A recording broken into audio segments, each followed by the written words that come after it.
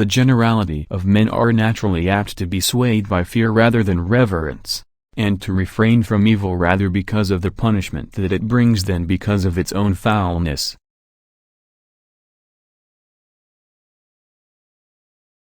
Hence poetry is something more philosophic and of graver import than history, since its statements are rather of the nature of universals, whereas those of history are singulars.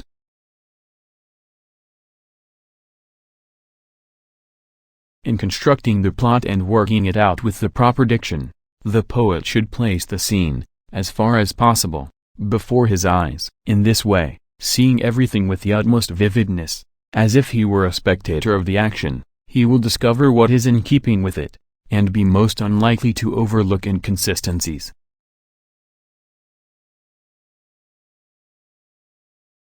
Perfect friendship is the friendship of men who are good, and alike in excellence, for these wish well alike to each other qua good, and they are good in themselves.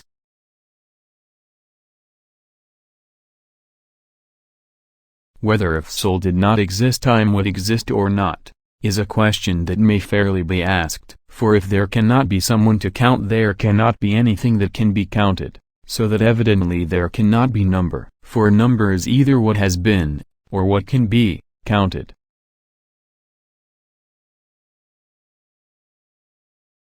Excellence, then, is a state concerned with choice, lying in a mean, relative to us, this being determined by reason and in the way in which the man of practical wisdom would determine it.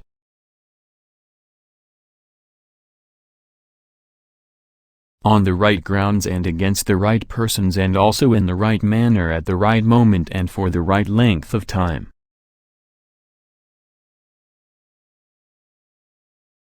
Some animals utter a loud cry, some are silent, and others have a voice, which in some cases may be expressed by a word, in others it cannot. There are also noisy animals and silent animals, musical and unmusical kinds, but they are mostly noisy about the breeding season.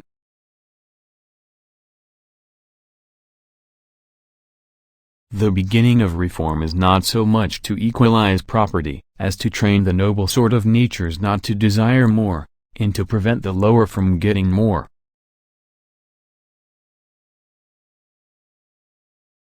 The eyes of some persons are large, others small, and others of a moderate size. The last mentioned are the best. And some eyes are projecting, some deep-set, and some moderate, and those which are deep-set have the most acute vision. In all animals the middle position is a sign of the best disposition.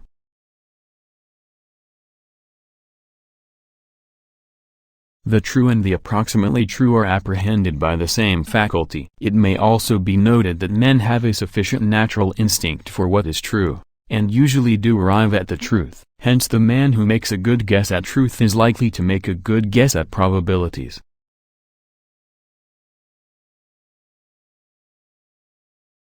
Different men seek after happiness in different ways and by different means, and so make for themselves different modes of life and forms of government.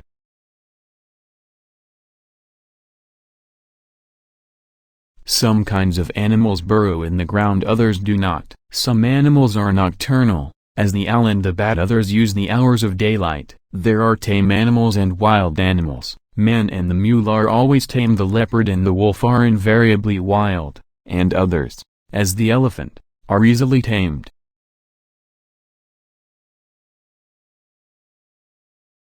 But if nothing but soul, or in soul mind, is qualified to count, it is impossible for there to be time unless there is soul, but only that of which time is an attribute, that is, if change can exist without soul.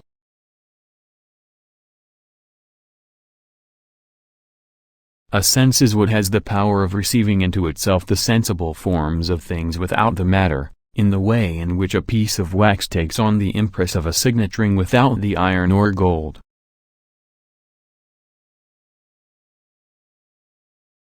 We are not angry with people we fear or respect. As long as we fear or respect them, you cannot be afraid of a person and also at the same time angry with him.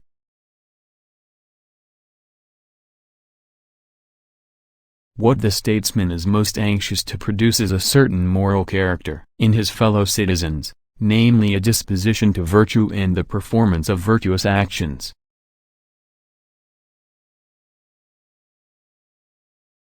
The wise man does not expose himself needlessly to danger, since there are few things for which he cares sufficiently, but he is willing, in great crises, to give even his life, knowing that under certain conditions it is not worthwhile to live.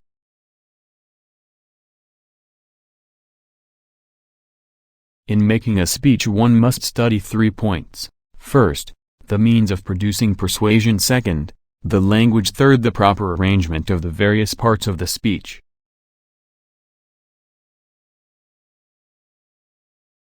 Every art and every inquiry, and similarly every action and choice, is thought to aim at some good, and for this reason the good has rightly been declared to be that at which all things aim.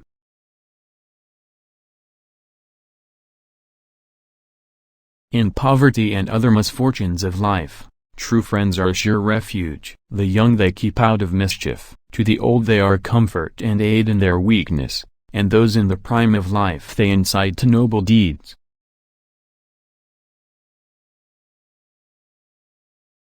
A statement is persuasive and credible either because it is directly self-evident or because it appears to be proved from other statements that are so.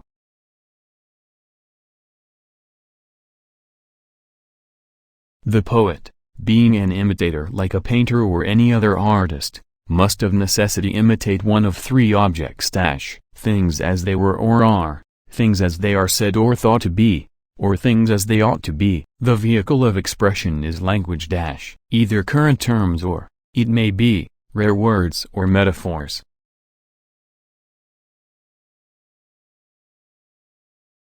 Some animals are cunning and evil disposed, as the fox; others, as the dog, are fierce, friendly, and fawning. Some are gentle and easily tamed, as the elephant; some are susceptible of shame, and watchful, as the goose; some are jealous and fond of ornament, as the peacock.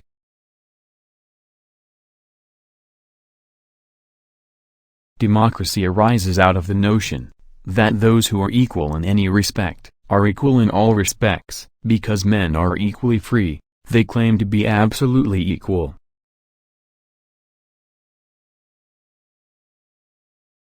We become just by performing just action, temperate by performing temperate actions, brave by performing brave action.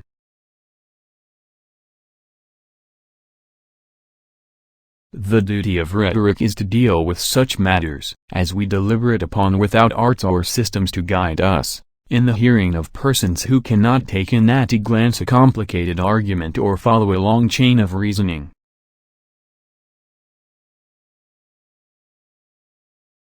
A tyrant must put on the appearance of uncommon devotion to religion. Subjects are less apprehensive of illegal treatment from a ruler whom they consider God-fearing and pious. On the other hand, they do less easily move against him, believing that he has the gods on his side.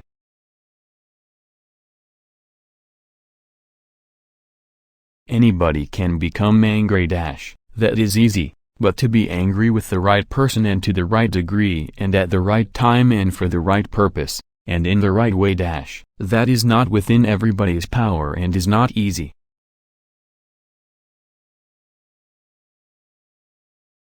You will never do anything in this world without courage. It is the greatest quality of the mind next to honor.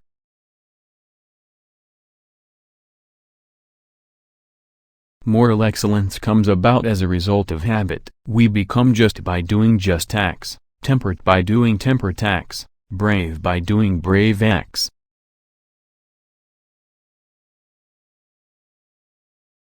It is just that we should be grateful, not only to those with whose views we may agree, but also to those who have expressed more superficial views, for these also contributed something, by developing before us the powers of thought.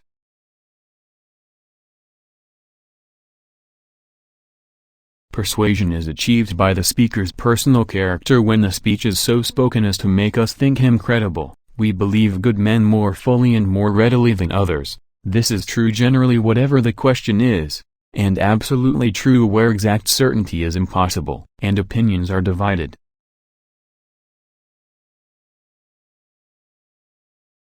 For one swallow does not make a summer, nor does one day. And so too one day, or a short time, does not make a man blessed and happy.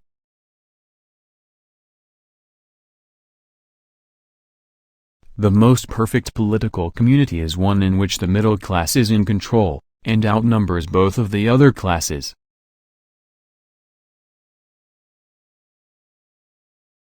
Suffering becomes beautiful when anyone bears great calamities with cheerfulness, not through insensibility.